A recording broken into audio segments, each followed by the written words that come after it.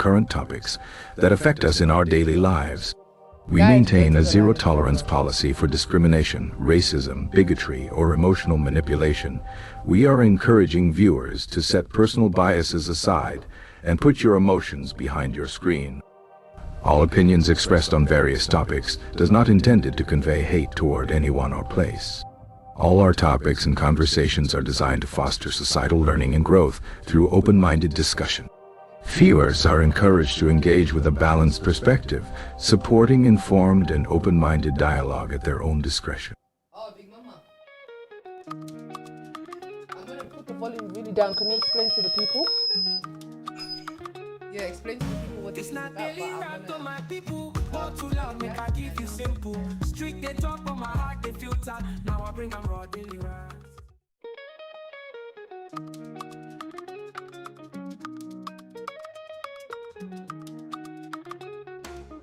This not Daily Rants on my people. All too loud, make I give you simple. Street they talk, but my heart they filter. Now I bring them raw Daily Rants.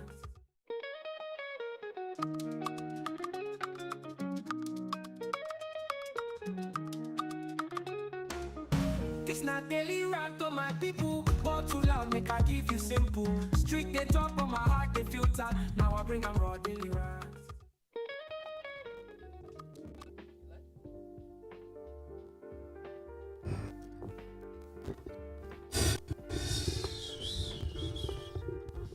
Hi viewers, welcome to another episode of your Daily Rant. I'm your host, my name is Lex. I have a guest in the house today.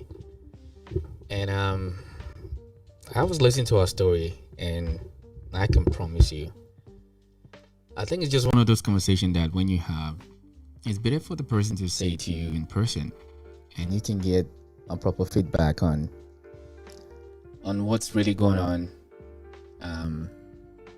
Our story is, I would say it's sad. I'll probably say it's more informative. And I think we're going to use this opportunity to talk about something that we don't really like to talk about, especially in the African community. Because we tend to try to make it very like a taboo. You know, it's only in African cultures that anytime we talk about anything mental, we're always trying to make it look like it's the worst thing since sliced bread. You're not supposed to talk about it. You're supposed to take it in the chin. And a lot of people are struggling with it, and they're struggling so very well that they don't know who to go to, who to support to. I hope this conversation tonight can help you, put you in the mindset whereby you can feel like you can talk to anyone. You go seek help, seek assistance wherever you can, and that way you feel supported.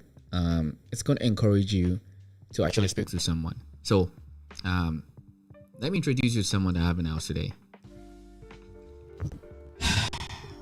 Hi viewers. Hi. Hi Nazar, how you doing? How are you? I'm good, thank you. How are you? Not too bad. Yeah. I'm just a little nervous, but I'm okay. Don't be nervous. Oh, I'll try and give you the Nigerian spark so it'll make you laugh a little bit. Okay. Do that. Alright. If you can get back to the camera, there you go. Alright. So, I know your story is quite, I think it's just one of those things that is very difficult. Don't worry, graphic will sort yourself out. So, introduce yourself to the people who are listening and watching. Something very cool, very chill, very relaxed. No pressure at all. So, tell us about yourself. Hi guys, my name is Nasra. I'm a Somali descent mental health advocate. I want to advocate for people like myself. I'm also a trauma survivor. All right. Yeah, and I'm currently studying mental health, and All right. I want to work in that field and try to get a better idea of what mental health is and why we feel the way we feel. All right. Yeah. So before we get into your story, all right, because it's quite difficult really to. Man, I was listening to it when we're coming here, and I was just scratching my head. Let me start with the most bizarre one. And I'm not trying to make this whole religious conversation or anything like that. I don't think I've ever heard in my life that Because for people who don't know Somali, they tend to be very Muslim We're religious. Muslim. Do you understand? Yeah, we're very religious. We we just follow Islam. All right, let's give them a hook. You said something when you're trying to explain to me. You said your auntie said something along the line. Oh, you said a family member, Roddy, my bad, sorry, allegedly. You said a family member said something along the line that The daughters may or may not be a prophet. from the Muslim culture or the Muslim religion. Yeah. That one I can't wrap my head around it. If whatever you can say, because I don't want to say anything that's gonna complicate you into anything that's going on, just whatever you can align based on that. Let's start with that first. Okay, so basically what happened was in the house there was a lady, and the lady had 3 children, and her kids, she believed that they saw angels and they were prophets and they were special, and I basically had to cater to them for that because they were prophets. I don't know if I should laugh or if I should be excited. It's actually terrible. Like, this lady, it made me feel like they were above, not just better than me, but they were prophets, and I had to like bow down for them. And yeah. All right. So what I want to do is that I don't want to really. There's a part of me that really wants you to share a story. Because for those who know you already, there's no way you can share your story without... She used to bring a chef to the house every Friday. What? Yeah, and he used to... I didn't think he was a chef. He just called himself a chef. What was that? What does a shak mean? A chef is like, I think it's like a priest. Oh, Muslim. okay. Yeah, so he's... But it takes a lot to be a chef. But a lot of people like to claim to be chef just so they can have that title and be respected. Okay. But many aren't really. If he really truly studied Islam, he wouldn't have participated in any of that. But given that he was, I don't know, it contradicts the fact that he's saying that he's a chef. So is it because you feel like you can challenge, or do you feel like you needed to challenge that, or it's just that the fundamental of what a shak is, he is not exhibiting those qualities? Is that what you're trying to say? Sorry? So is he not exhibiting those qualities of a shak? Is that why? Yeah. All right. Okay. Yeah, he's not. No, he's the qualities. Yeah, but outside he just acts like but he doesn't really have the qualities, the qualifications, the knowledge. The knowledge to be that, right? Yeah. Ah. A lot of people claim that they're shak because that name is obviously a really it's really well respected. So many will just I see. Just like you calling yourself a prophet or a pastor, basically. Jesus Christ. All right. Let's get to the nitty gritty. Okay. Let's talk about you. Okay.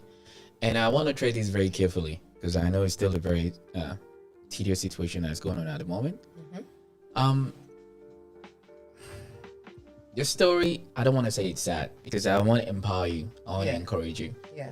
All right. I don't want you to share the story from the base of feel sorry for me or wherever it is. It has happened. You're dealing with it the best way that you can. It's reality. It's just your reality. Now, I want to talk about the fundamental of what really happened to you when you got to Australia. What was your experience like from the age of 6 to the age of 13? It was horrible. I can't put into words how horrible these human beings are and were and still are actually. They brought me into the country, and one of the lady that sponsored me had told immigration that my mother has passed away. Wait, pause. That was the first red flag for me. So the person that brought you into the country told immigration that your mom had passed away, and that is not true. My mom is very well and alive. I'm in communication with her. I spoke to her before I came here. So you're telling me that the person who brought you in told immigration that your mom is unalive, and that is not true? Yeah, that's not true. Continue. And then one of the reasons of me coming to Australia was because I needed the ear surgery. Okay. And I was going to come to Australia regardless. Okay. given my circumstance at that time, between 1995 to 2002, a lot of people were fleeing. Yeah. And they were accepting a lot of immigrants. Immigrant, yeah. Yeah, so that was my situation. And then we had another auntie who I believe that she used me as a meal ticket to come to Australia, because the auntie that sponsored me said my mother's dead. So to me, it seems like they plotted it, they planned it. It was easy for them to do what they did because they already in cause, basically. Yeah, they know. Oops, sorry. They know from they know they covered every single way, like everything from me. So basically, what you're trying to say is that they knew how to go behind the system. They know how to play the system properly. So for them to know what to say, how to create a document and make sure that everything is aligned based on their real intention and their real agenda, basically, right? Correct. Yep. Jesus Christ. Then what happened? And then when I came to Australia, and one of them brought me to Australia, she left me at a house, which this lady was supposed to be my auntie, and I'm just supposed to move in and settle and be comfortable. But yeah, she left me there one day, and then she just never came back. Wait. wait. Pause. So, how old were you then? I was 6. So you were brought all the way from Africa. They brought you here to Australia.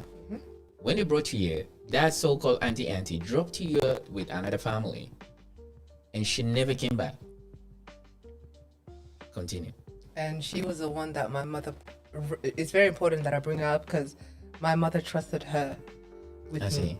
Said, I trust you to take my daughter to Australia, and once she had the surgery, bring her back. So I was her meal ticket. Yeah, I'll do that. I'll do that.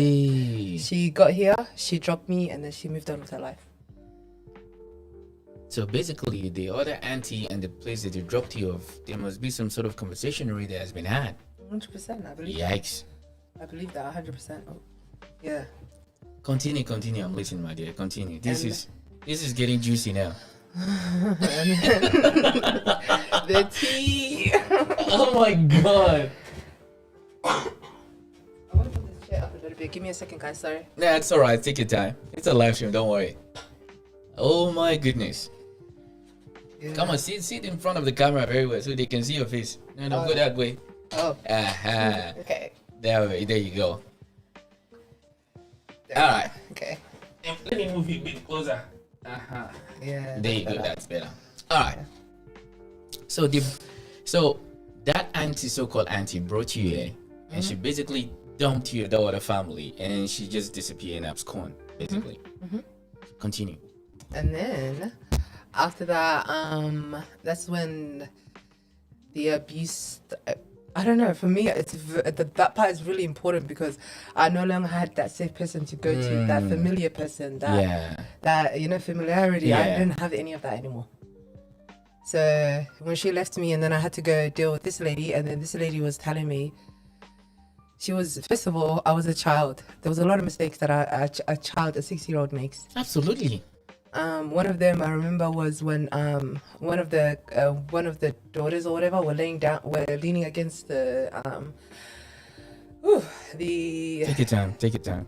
Yeah, they were leaning against the wall, and then their stomach was kind of out, just the way they were positioned. And me coming from Africa, maybe I saw young pregnancy. I don't know. But I asked this lady, I was like to her, "Hey, are you pregnant?" So innocently, not knowing that it meant something different entirely here, right? No, it means, are you pregnant? Are you pregnant? What, someone has a big belly. You ask them, are you pregnant? That's normal. The person that you asked, is she a small girl or is an older woman?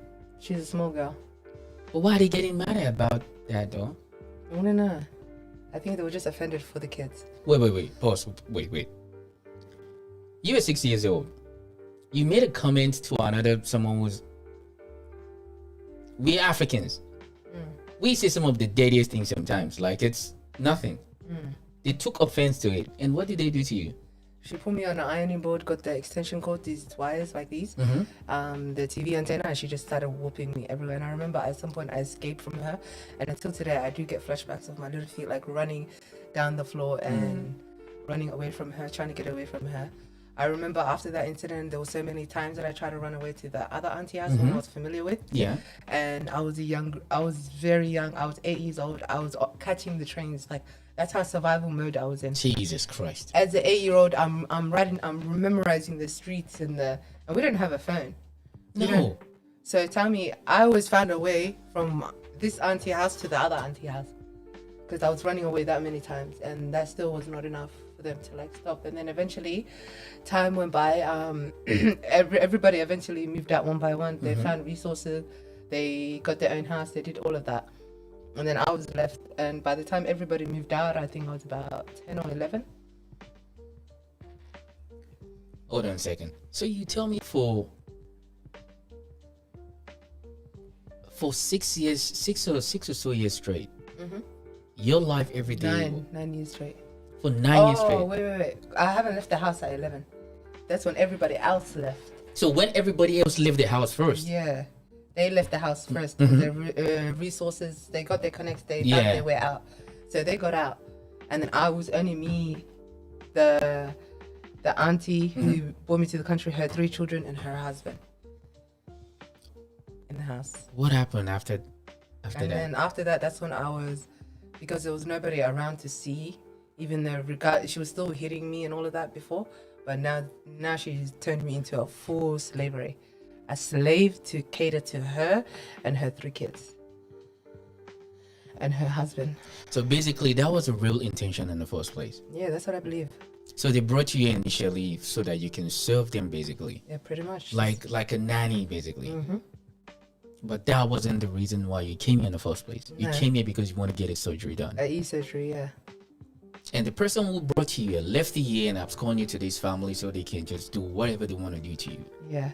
And that other person was aware. She still did not do anything to stand up for me or stick up for me or say anything. If anything, she contributed. Because, yeah, I will get to there eventually. But let's just talk about inside this house. I'm just... Do you know what really surprised me is that... What? See, it's different for you to tell... Like, if they actually told your mom that, hey, listen, we want to bring your daughter here, that this is what we want to do. If your mom decides that, okay, she wants to go ahead and do that, that's a whole different conversation. It's not to give you false pretense to bring you into the country because you want to come get your hair surgery done. And all in the while, they were actually planning so they can turn you to a full-time nanny. At the age of 6. Yeah. Okay, continue. I'm getting irritated already. Sorry, please don't get trigger warning.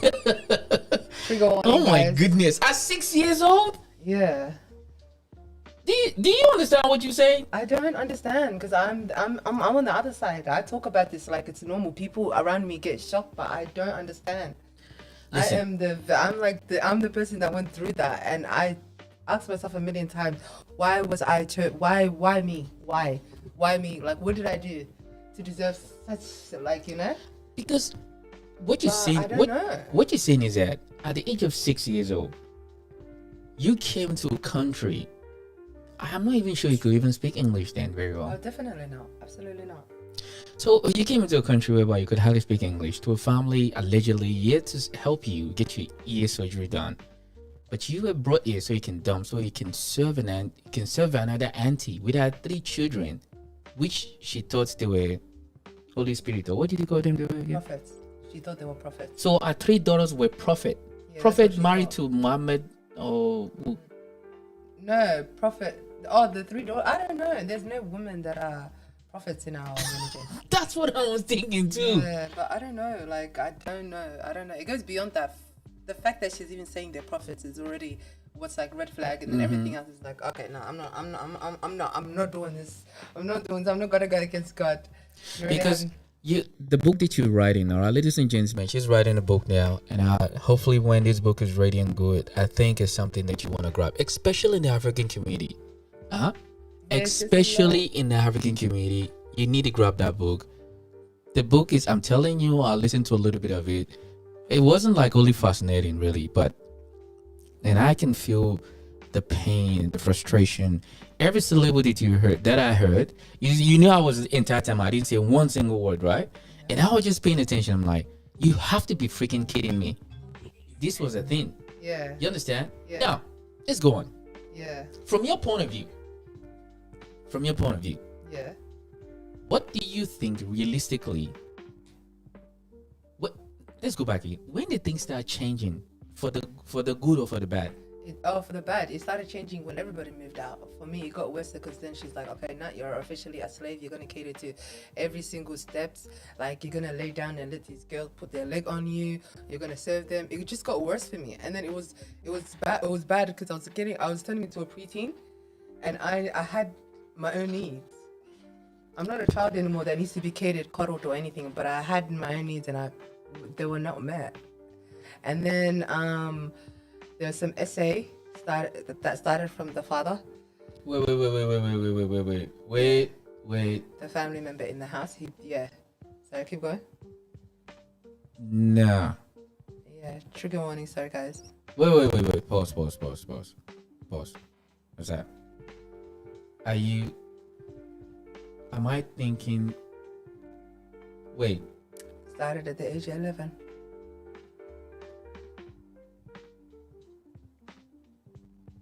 Yeah, it's crazy. It's crazy. It's like these people came on this planet, worked together just to break me. Just to, I don't know. It's like I don't know. I don't know why. Oh, Jesus Christ. Yeah. Don't cry. Don't cry.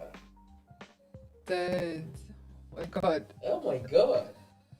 I'm sorry. I'm not faking these. I can promise you. Like Jesus Christ. Don't. Yeah, gets crazy. And then when he would come in the room and try to put his hands inside my t-shirt, and he would grab my hand and try to put it inside his pants, and then I'm a child, and then I would start screaming and crying, and then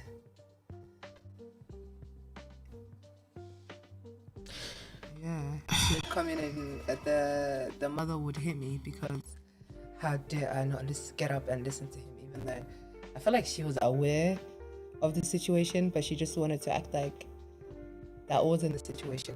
She wanted to make a different excuse. Wait. Just please give me a second. Are you telling me this happened here in Australia? Like in Australia? Yeah.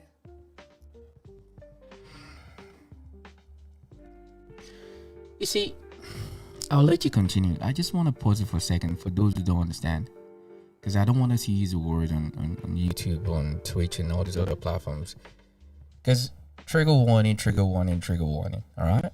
Trigger warning for those who are watching. Jesus Christ. At the age of 11,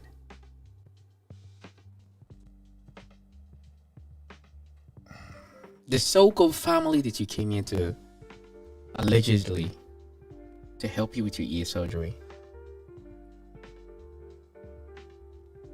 at age 11. Yeah. Continue. Yeah, and then she would come in and she would hit me because she thinks she would make it seem like she's screaming a bunch of things, so she would make it seem like she's angry. She would make it seem like I was not listening to him and I was getting angry at him, but really I was a child. If you touch me like that, I'm gonna jump up, especially if it keeps happening. You know, sometimes I'd be awake until the sun comes out, just so I could avoid, that situation. And just to avoid it altogether, sometimes I would hide in the middle of the night. I would wake up and I would hide other places in the house to sleep, like in the cupboard and all of that. Even in the wardrobe in my room, I remember I used to hide there a lot. And then when the light turns on and all of that, I just act like, oh, what happened? Oh, yeah, I'm awake. How long does this went for? For 4 years. So for 4 straight years, you couldn't sleep properly because there was basically you were living a monster in the house every day. Yeah.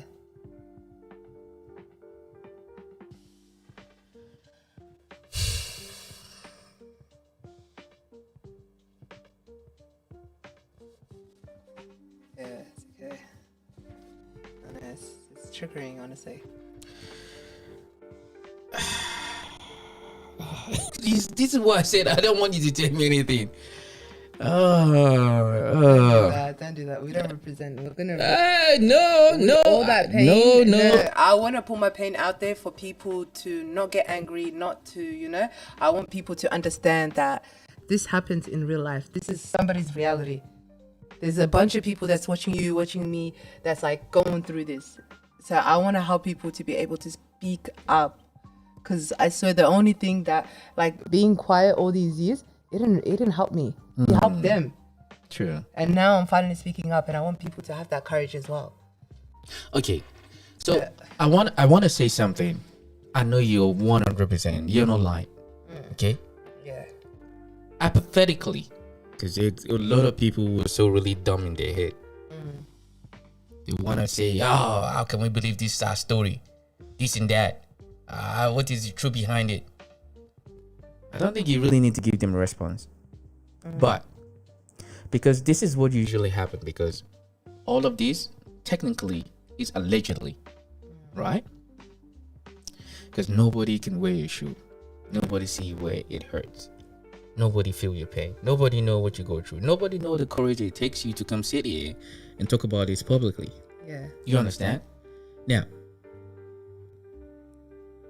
it's not like I wanted to justify the naysayer. Me personally, I don't care. But if there's somebody that remotely out there is still a little iffy, what would you say to them? Anyone specific? Doesn't have to be anyone specific. Anyone that I could hear in your story that is still having a little doubt, like slight doubt, like, how are we really 100% sure?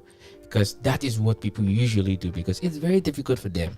I know, you understand? They don't know. But to give a little bit more clarity, don't give out names, don't say names, but I got a perfect answer. I love that you know where I was going with that, because there's a lot of people who are really dumb. You understand? Yeah. I have physical proof on my body that I have been whooped with antennas, hurt and injured with so many things. I can, What's this? Are they gonna hear us?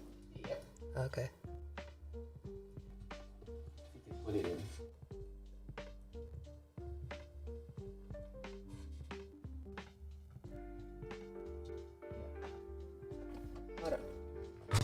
You need to take out the cover? Yeah, take the cover out.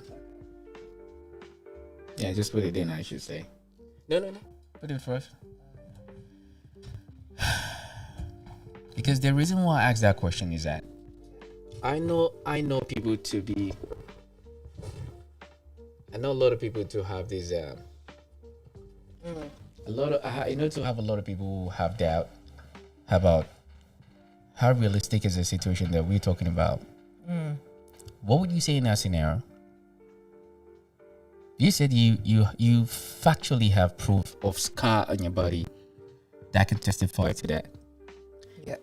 And ladies and gentlemen, if so being it, if the day ever really present itself that should be publicly provided, I can promise you she will provide it.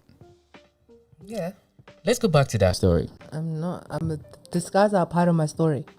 It's a part of me. I've learned to accept them, and it's weird, but they each have a story, and I still remember it. That's crazy. Jesus, will nobody forget? Listen, let me have that connection with my scars. Like, it's hard to explain. I've said this in my life many times, and this is not for any kind of sympathy. I'm not taking sympathy.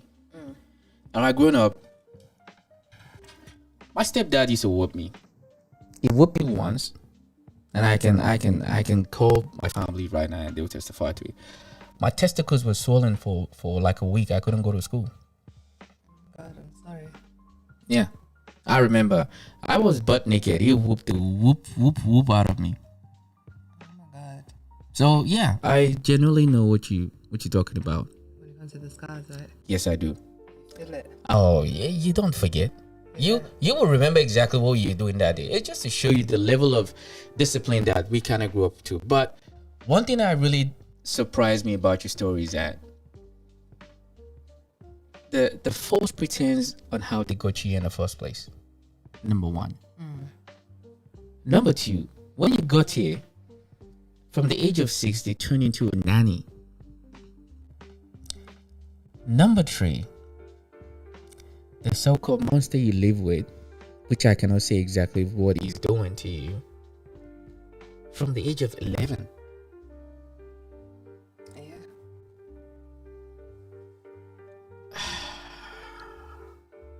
You know what really used to upset me? It was during Ramadan, Mm-hmm. and because of that, every Ramadan is like a very heavy experience for me, especially being by myself and celebrating by myself and stuff, because obviously I don't associate with them anymore. Mm-hmm. But when we were younger, she would obviously, I would be the one in the kitchen, like an assistant. Mm-hmm. I would be walking around, wiping whatever she spills, do all this, do all that. And then when it comes to the minute of iftar and the adhan goes off, the adhan means the time of the prayer, the time you can break your fast. Mm-hmm. And then I would have to put the food down and then go back to the kitchen basically and put like a little bit of like a plastic thing on the floor so I could eat by myself. I wasn't allowed to eat on the dining table with them. So you have been segregated away from the family. Yeah. And that ruined my experience for Ramadan. Every Ramadan I have a really hard, dark time because it just reminds me of what I've been through and how alone I am. Mm. So it gets, yeah. Even though you were with a family, they make you feel like you were alone. Because you basically have to do... out. I don't understand though, like, how could someone be these colors and these... Yeah, it's really, I have no idea. There's so many girls that's been through it as well, and I'm like, why is this normal? Okay, pause. What do you mean there's so many girls who've been through it? This is very popular. I mean, this is very common. Very, very common. You know how many people have reached out to me and told me their stories? I'll tell you after I'll show you. No, I'm not gonna show you. Oh my god, sorry. I'm not gonna share anything, you guys. She's not sharing anything, alright? I'm just trying to say that to kind of justify what I'm saying. What I'm saying is like, there's so many girls that came forward and told me that they've been through the similar story, and they're so happy that I'm speaking up. They feel like a part of them is healed, and I'm like, that's exactly what I want. That's what I'm going for. I'm like, I found out a story very similar to yours. okay. I'm not gonna call the name, but she's within the African community. Okay.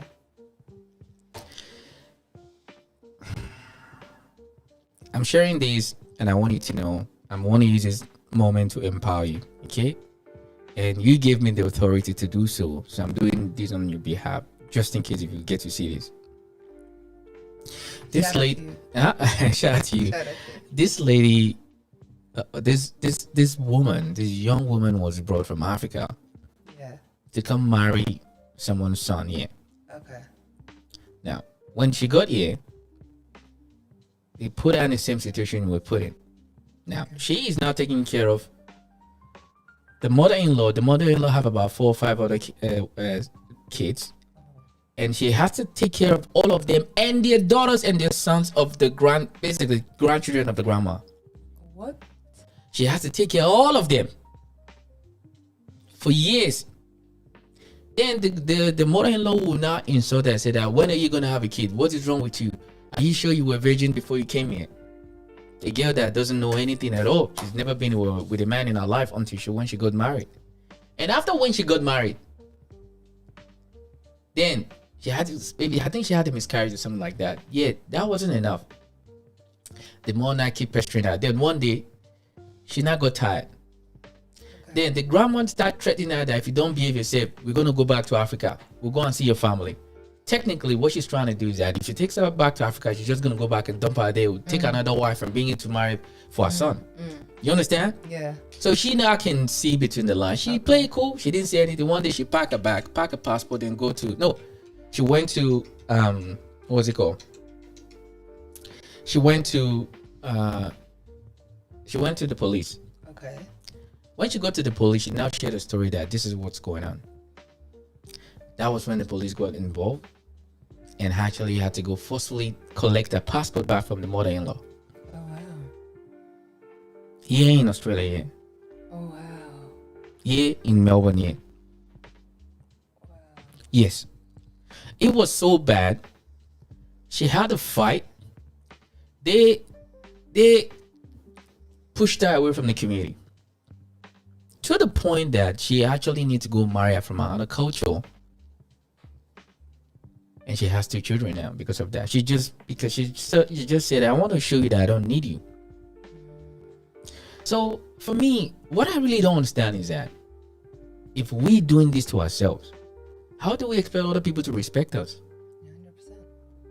You understand? How can we do this to our own daughters? So this is what is really irritating me about your story, is that I don't understand why you bring a 6-year-old into this country and that's what you could do to a 6-year-old. Then talking about that monster. All right, man. My brain is just trying to comprehend this. I really don't know what to say. I've never been this short of words. I don't want you to feel bad for me. I don't want. No. It's not. And I don't want you to feel angry for me either. That's not. No, it's. I feel like you should just. Not even you. It's not. You have. It's a normal, regular human reaction. Because what they did was very inhumane. It's not that it's beyond inhuman. It's literally beyond it. It's like when you just cruel to the next level cruelty. That's what you can do to someone's child. Yeah. Okay, let's dive in a little bit into your story. So what happened then? After everybody moved out, then it was just you. That was when she really descended on you properly. Then continue. And then that's when she really turned on me, and everything was the way it was. So I wasn't allowed to do things like watch TV. I wasn't allowed to use a laptop, the electronics. They had tutors coming to the house. I wasn't allowed to eat certain food. If I was, I had to take. Remember back in the days when they had the plastic bags, and then. Sorry.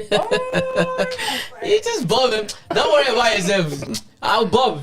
Listen, continue. Edit. You think it's the food before you gave me. Oh my god. Continue. It's alright. Anyways, who was after? I was saying, You talking about the plastic, you said. Yeah, the plastic bags. That's bad too. Anyways, and now they banned them. Yeah, I know. You can't have plastic bags anymore, basically. Yeah. Anyways, I feel like God did that for me, but I don't know. But anyways, I swear. You know why? Why? Because I used to take those plastic bags as a lunchbox, while her daughters had Bratz and Barbie dolls, like lunchboxes. I don't think she's ever really qualified you as family or anything like that. You were basically like a helpmate. 100%. I was not. My feelings, my needs were not met. She did not care about me. She did not care one bit.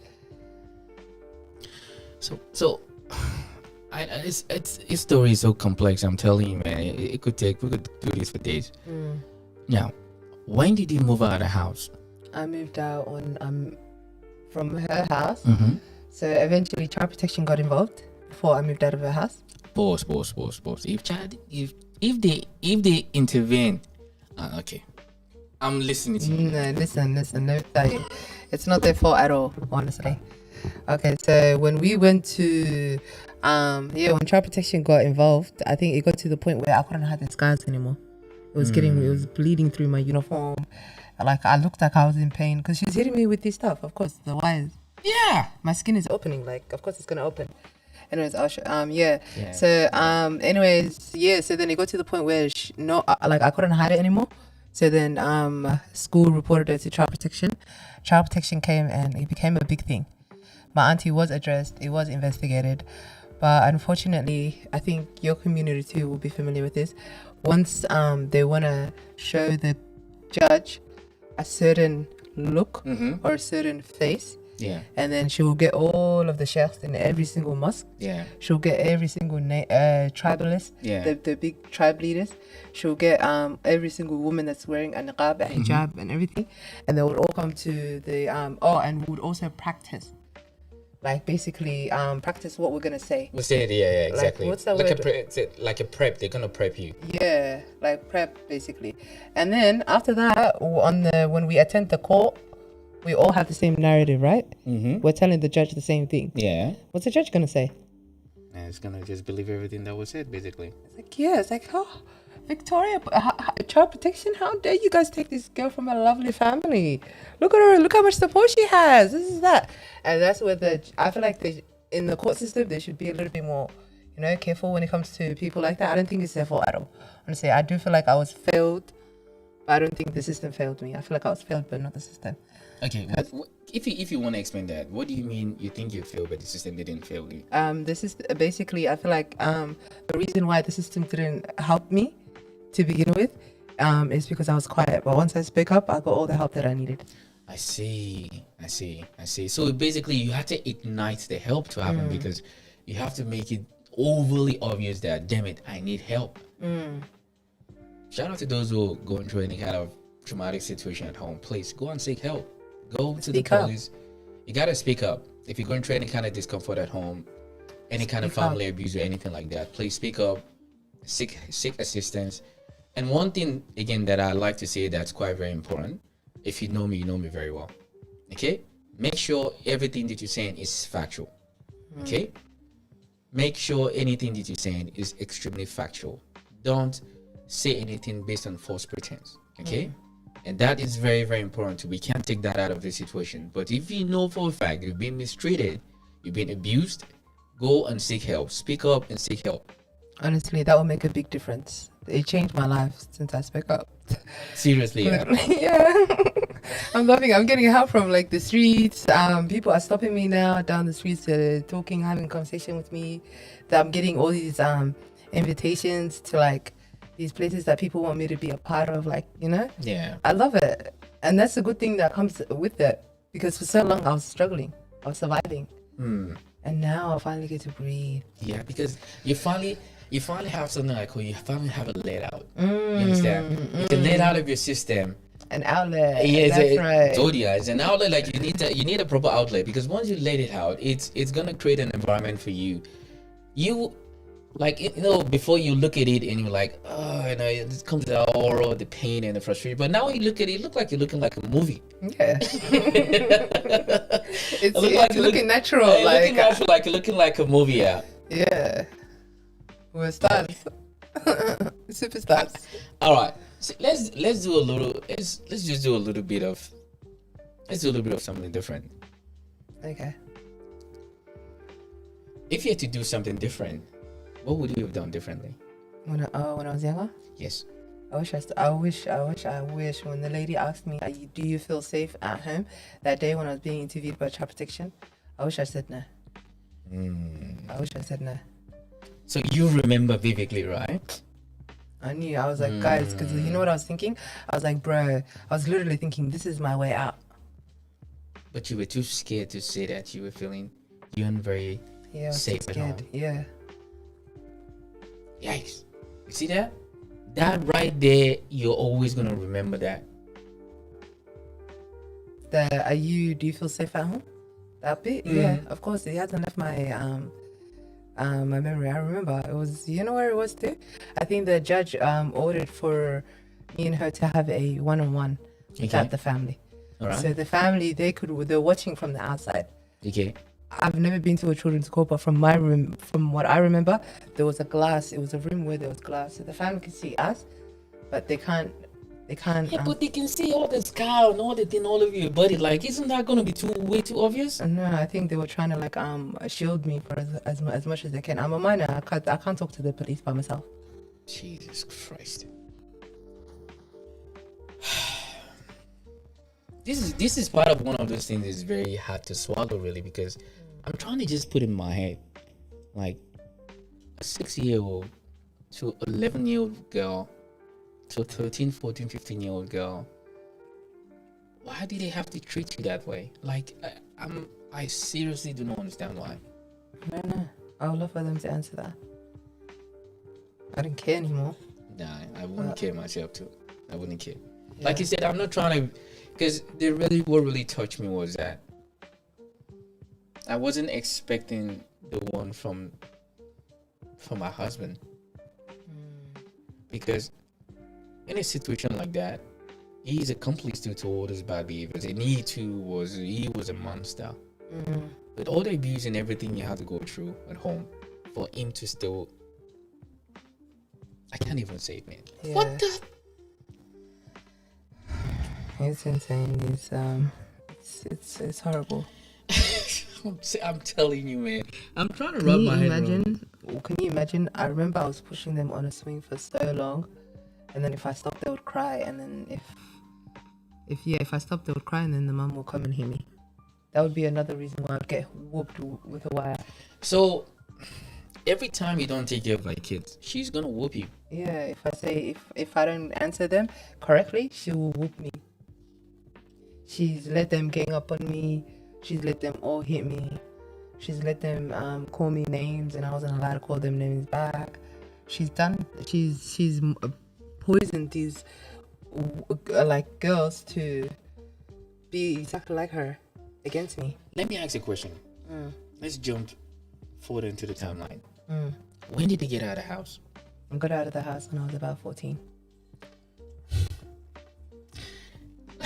Give me a second. For 8 straight years. 9. For 9 straight years. Yeah. You had to go through that for 9 straight years. Yep. 9 straight years I went through that. So what happened when you got out of it? What was it like? So I also had 2 additional relatives. Let's just call them my mom's children. Good Lord, have mercy. Yeah, let's just call them my mom's children, and they contributed to the trauma, especially with we'll call one of them Bigfoot, which is the. Don't say directly. Yeah. And yeah. Yeah. Okay, so.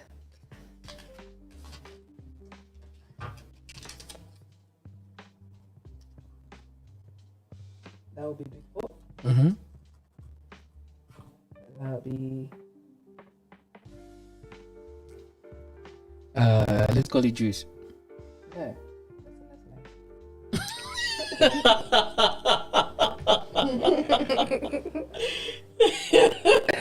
What am I gonna choose Bigfoot? What should I choose? Small food. Let's use Bigfoot and small food.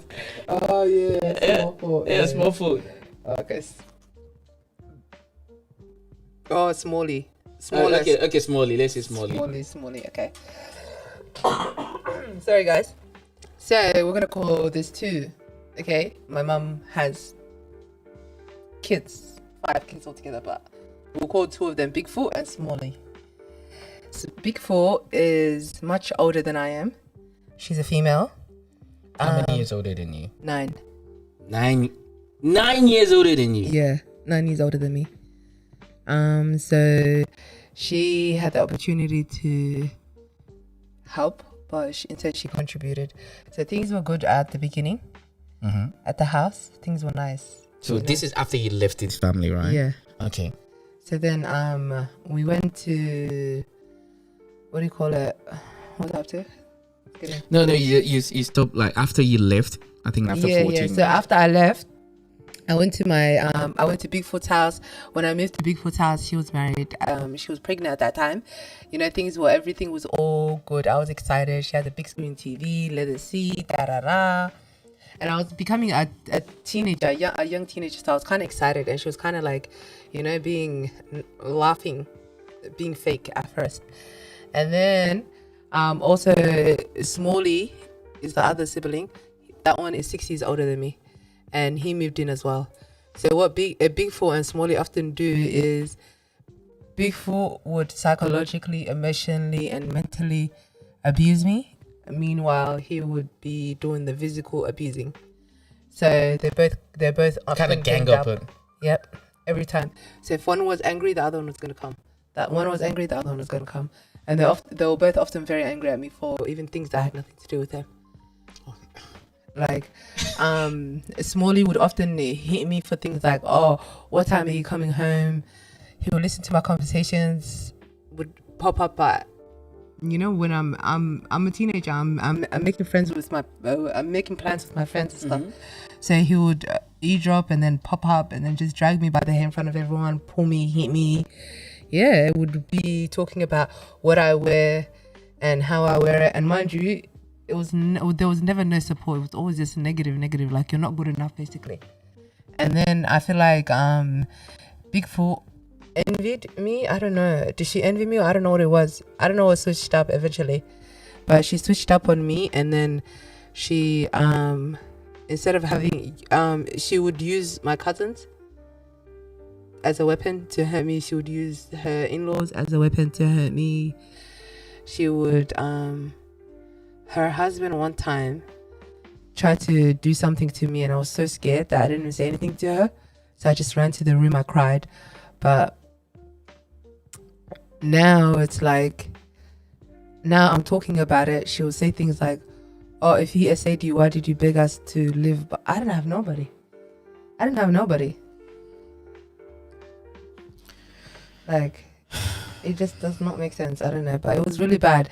And then she would hit me. One time, her friends told her that what's the word? I don't know what we call this word. She gave me her first. She's the one that gave you MJ. Yeah, the first MJ. So one day she rolled at MJ, and then she came. She told me, "I'll come to the staircase." We went to the staircase, and then she offered me my very first MJ. And when we went home, we went inside the house to sleep, whatever. Later on, when we were talking, I said, "Why? What happened? Like, I've never like what was that?" Like, I was just asking questions, because I was caught by surprise. And then she said to me, "My friends told me you do it, so I just wanted to see if it was true." But I got influenced. You influenced me. You made me feel like, "Oh yeah, no, it's okay." But You can't make this shit up. I can't make this shit up. You cannot make this shit So up. I did not like any of her friends.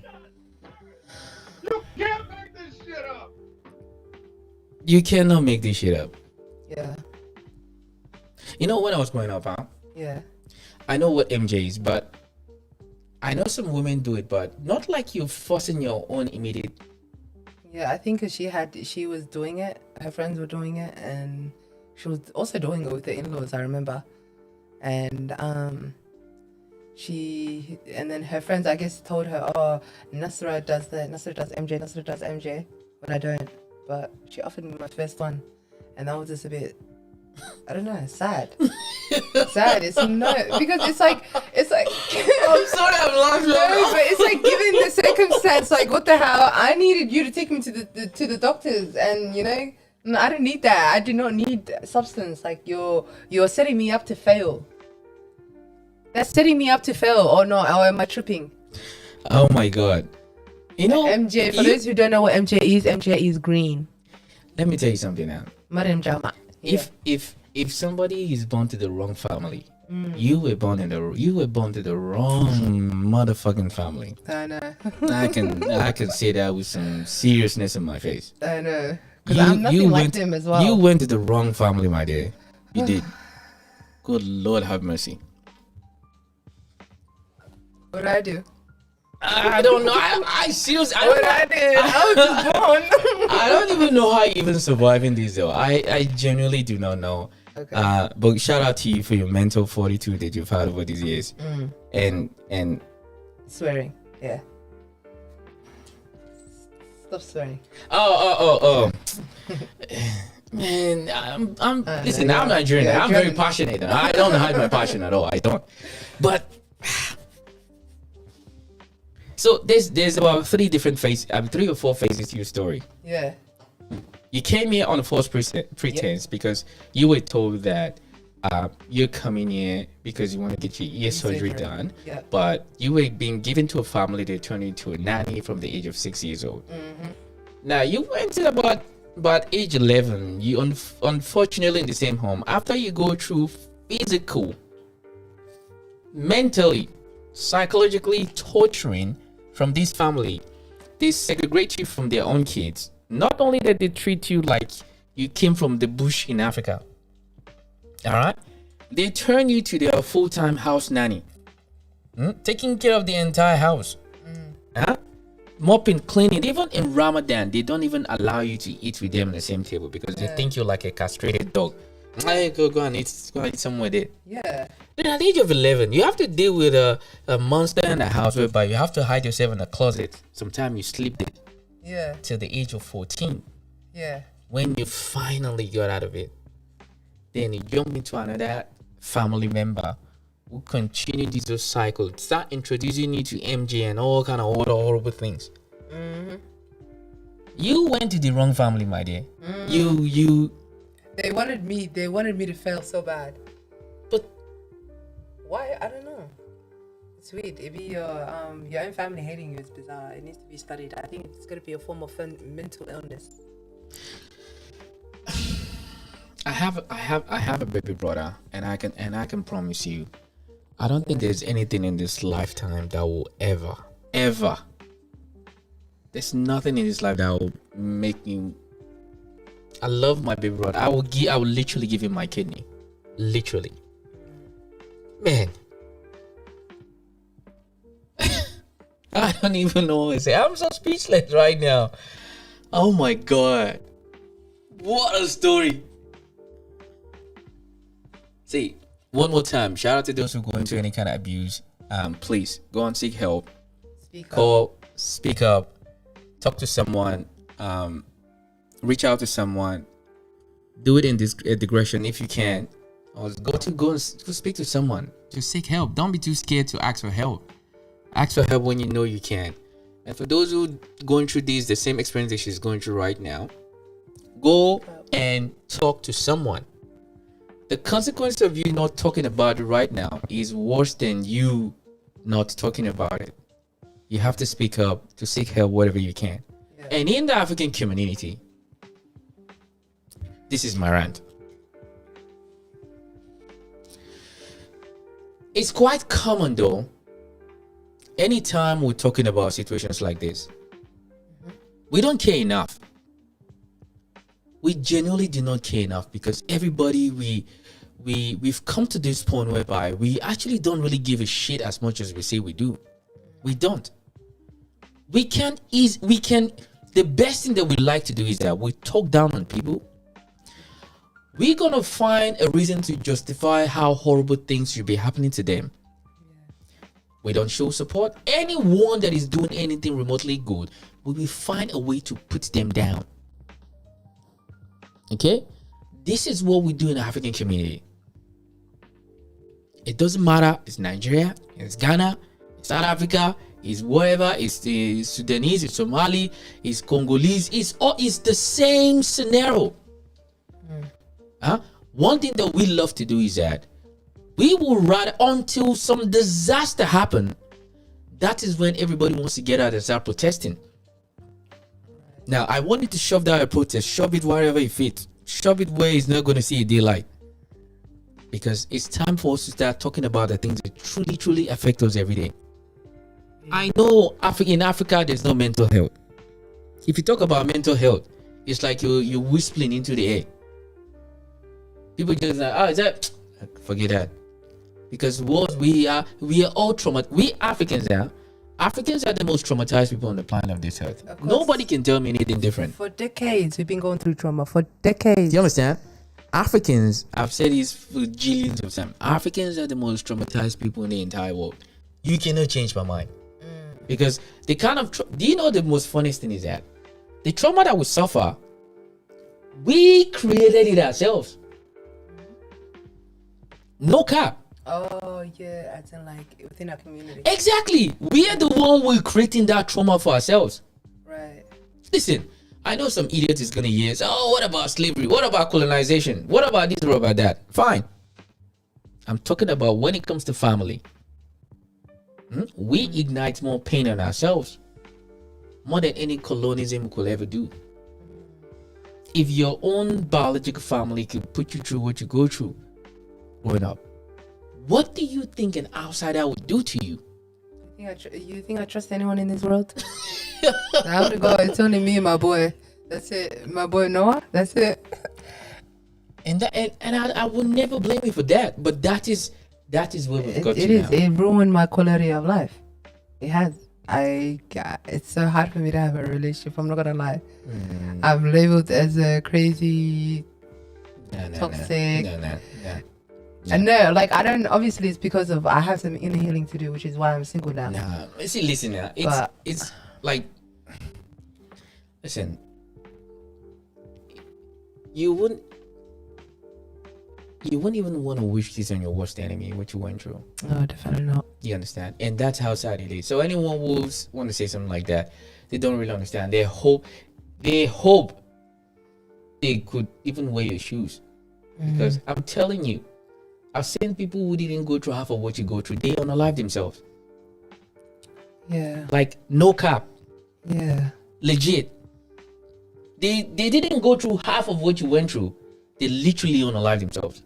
Exactly, because they don't know how much more they can take, and That is the I thing. wish they had the strength for like, because And why is very important. If you're a mother, if you're a father, if you're a son, go and check up on your kids. Genuinely give a shit enough to ask, how are you doing? And that's one thing in Africans that we don't do very well. We think your parents, we think everything is not tough love. yeah, it's no everyday tough love. You understand? I understand the whole tough love thing. I get it, but every day is not tough love. Yeah, And I think this is one of those things that it's kind of sad. I'm not telling you how to parent your kids. I'm not telling you how to be a father or mother. That's what I'm saying. Tough love is good, but tough love has a limit, especially in this generation. I don't think you can do all this tough love thing. no, you can't. It Listen, I doesn't don't work like think that. when it comes to tough love, I don't think as far as hitting, but being firm and sending your boundary and making it known. Letting your child know that it's this way. If you don't want it, then you can go to your room, cool down. Yeah. That's it. But hitting with a wire for a No. that's very Bad idea. yeah. Bad idea. So I feel like children, even in the Quran, it says that you cannot discipline a child, even on discipline a child until they're 7. Wow. 'Cause- Really, it's in the Quran. Yeah, it says for the first 7 years of your children's child, play with them. The second 7 years, educate them. But that goes to show that a child under 7 is barely a human. About 6 years old, my dear. Barely a human. Like a barely developed. So yeah.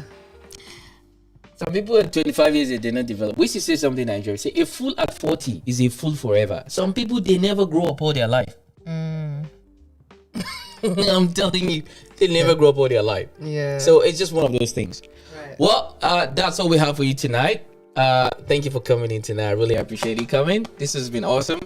I just want to, I was feeling it. I don't want to make it too overly too emotional, but I just wanted to draw little gems here and there. And thanks for More being interviews to come. Hey, absolutely. I like the setup. I was telling him before, guys. I think I might come and do my thing. Absolutely, you're welcome. But thanks for sharing your story, though. I appreciate it. And I think you do some great things. You have a great positive energy, and that's what this is gonna need. And I think a lot of women can use your story to motivate them, for them to speak up if they're going through any kind of frustration, pain, or abuse of whatever it is. Please go and seek help. I want to be a perfect example of a trauma survivor that is no longer surviving. Like, I'm thriving now, guys. For so long I've been surviving, and now I'm thriving. And I want you guys to know that there is help out there. There is hope out there. Don't give up. I never gave up. I did not. You know that many times I went to the clinic, even to the hospital. I went to the hospital. I'm like, listen, I felt a little bit disconnected from myself. And they'll be like, oh, okay, can we check your blood pressure? Take a seat there. And I would sit there for 4 hours in the emergency room until somebody comes and sees me. And then when they see me, they know how serious I am. You know what I mean?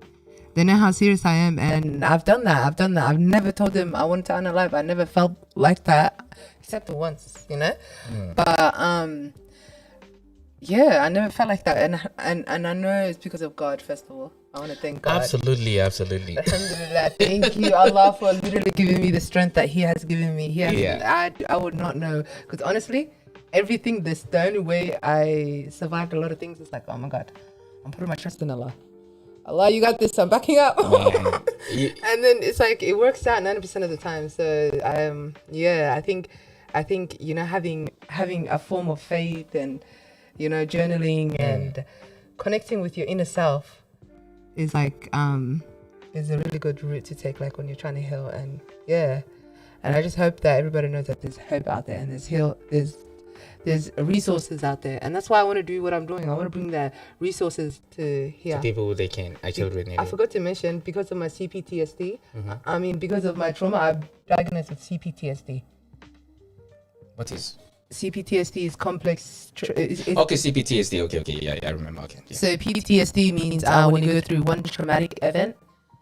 Yeah, so it's a complex post-traumatic stress disorder, basically. Repetitive trauma. Yeah, so that's what I have. Man. And I'm still the calmest person in the whole world. Like, you'd be surprised. Maybe I'm working with it too. You never know. Huh? Yeah.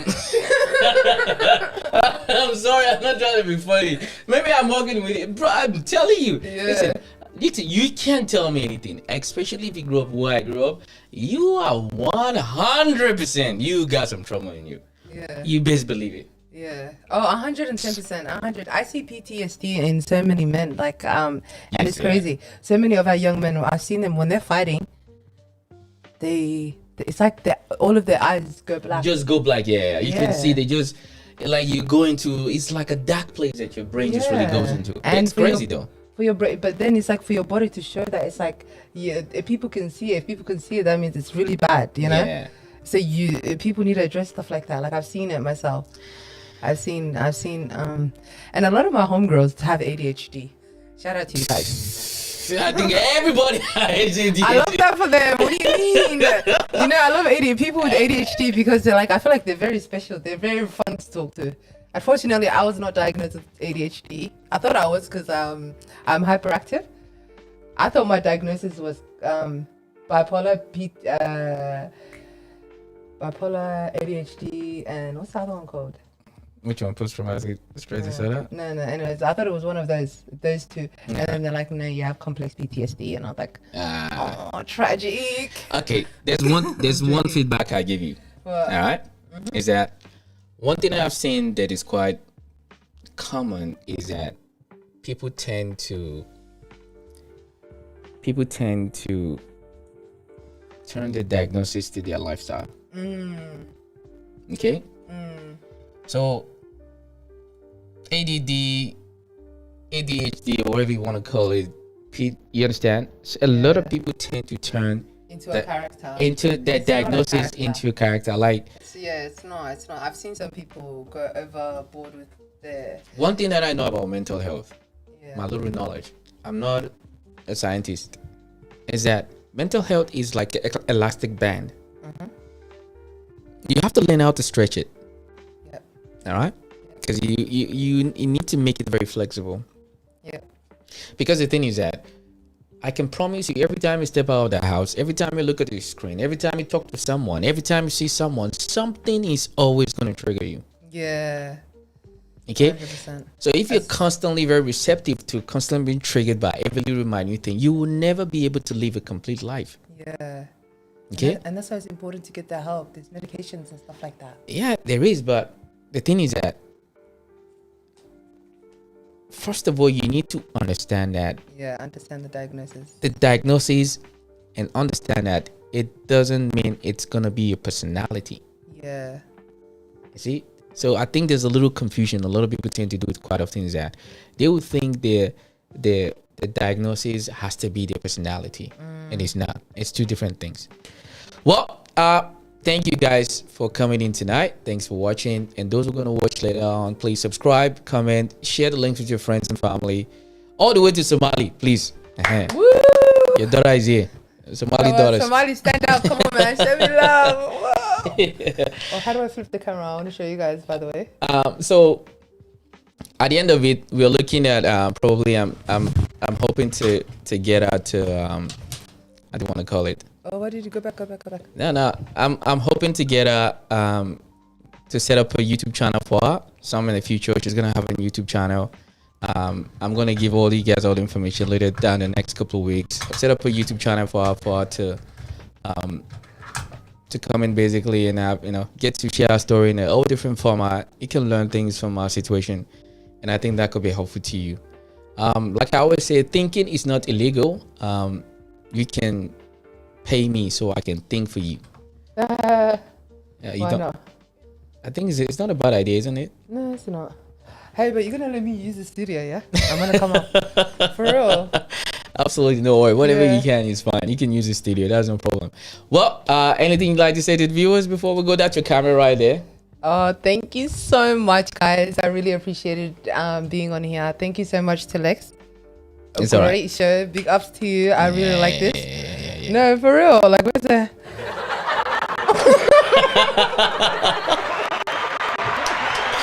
You got jokes. I like that. Oh my god. Yeah, thank you so much. It's all right, you're welcome. This is a great thing you're doing at this platform. Honestly, it's giving me it's giving me more, exposure. So I really do appreciate this. You're Thank welcome. you so much You're for welcome. having me. And I, to be honest with you, I think your story. I think there's a lot of women out there who benefit from. I think so. What I think we'll do is that another time will come, we'll dig down. Then you can actually tell, because at the moment you can't really share a lot of things at the moment.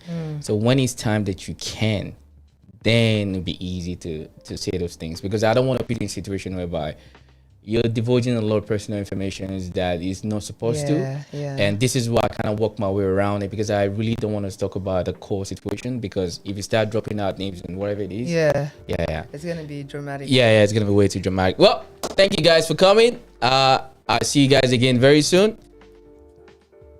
Do me a favor, please.